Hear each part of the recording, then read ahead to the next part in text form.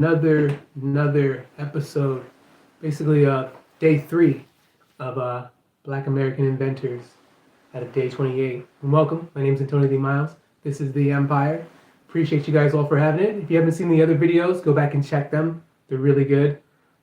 Note, I apologize. Some of those other two videos were tilted to the side, so hopefully this one is correct. There were some issues going on, but let's hope this one's correct. Please, let me know if it is correct or not. But let's get into today's Black American inventor, innovator. His name is Otis Boykin. And yes, what did he do? He is the innovator of the electrical resistor. And what does that mean? We'll get into that. We'll get into that very soon. If you don't know what innovator is someone who basically expanded on something, took it to the next level, innovated something, right? Excuse me. So Otis was born in Texas, August 29th, 1920. And in 1941, he graduated from Fisk University. He got a job as a lab assistant testing automatic aircraft controls. So, we can kind of see where his history with electronics comes in when he starts dealing with aircraft controls. It's interesting, just the title alone, for me, just the title alone sounds like automatic aircraft controls. That means controls for the aircraft that are doing on its own, right? Like if you press automatic, like your car drives automatic, right? It doesn't shift gears. It just drives and automatically shifts to 2, automatically shifts to 3. Automatic aircraft controls. Pretty wild, right? So let's get a little bit into electrical resistors and what they are, right? So resistors are typically used to impede the flow of an electric current, right? So for example, if, and this means like, for in case like to protect the chip, to protect the other parts in the whole device, right? So if there's too much electricity coming to a certain part, like a chip, it would fry it, destroy it, damage the chip, it's done. Boom, right? So our man, Otis Boykin, what his first patent was, which is in 1959, was for a wire precision resistor. And what that means is that it allowed a precise amount of resistance for a specific purpose, right?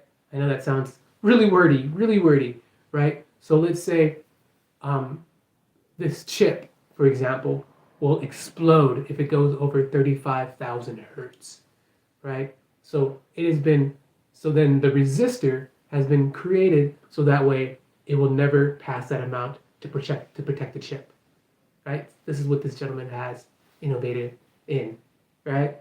His next patent was in 1961, which was he created an electrical resistor that was inexpensive to make and easy to produce.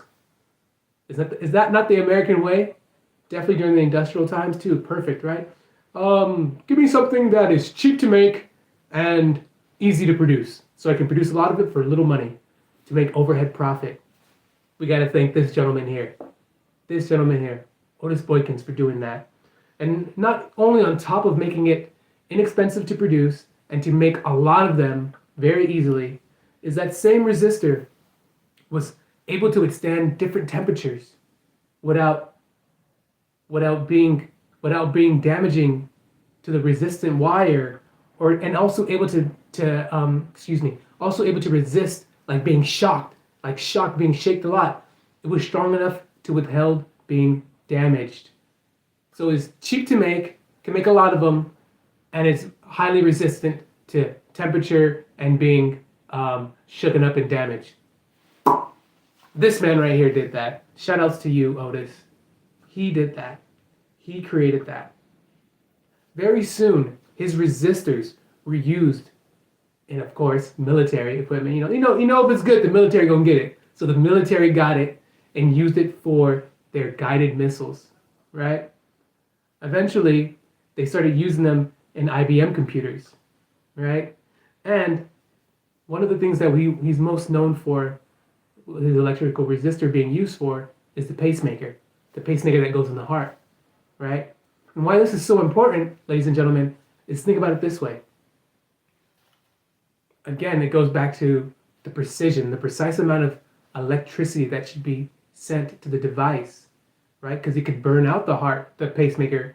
It can burn out the device if it's not properly put there. And then the pacemaker breaks, burns out, and the patient could lose. Also, and correct me if I'm wrong, the pacemaker sends a certain amount of electrical jolt to the person's heart to make sure that it continues to beat when it stops or slows down, right? So how crucial is that to have the proper electrical current flowing through to the pacemaker? So all you pacemakers out there, people who have a pacemaker, if you know someone has a pacemaker, or in the process of getting one, critical component, critical individual is Otis Boykin, who helped all that information. Not only did he make, the electrical resistor and stuff like that, and the innovations to the electrical resistor, he also invented and patented the burglar-proof cash register. I'm not gonna lie, when I heard this, I'm like, is there even such a thing as burglar-proof cash register? Is there even really such a thing as a burglar-proof cash register? Because if there was, then there would be no burglaries to the cash register. I guess that's why you see in movies people say, "Hey, open up the cash register." They have the other person open it up, but then you also see people with like a bat bring it open. So I'm kind of curious what that cash register looked like, and very curious on what that looked like. Unfortunately, he died of a heart failure. Ironically, right? The man who used technology was for the pacemaker. He died of heart failure in 1982. Rest in peace. And his resistors has been innovative on and soon adapted to be used in so many things that we use today, like the television, computers, radios, and we should definitely thank this man, for all of his work. And at least we should know who Otis Boykins is, because it's important for us to know, for all of us to know, because his innovations have been used around the world. We all use them all the time, right? And so this is shout out to Otis Boykins, and so this is good information, I believe, for you, your children, your family, your neighbors, for everybody to know about this Black American man and his invention and innovation, right? And so this is day 3 of day 28. Please stay tuned for more of them. There's going to be more information. And, we are doing this during Black History Month, but you can always come back and look at this anytime and learn anytime what this is and who they are. And this is very crucial for us to know, all of us, especially chocolate Americans, but all of us should know. Again, my name is Antonio D. Miles. This is The Empire. And we'll catch you guys in the next episode of this 28 series of the Black American Inventors. So we'll catch you guys later. All right? Peace to the gods.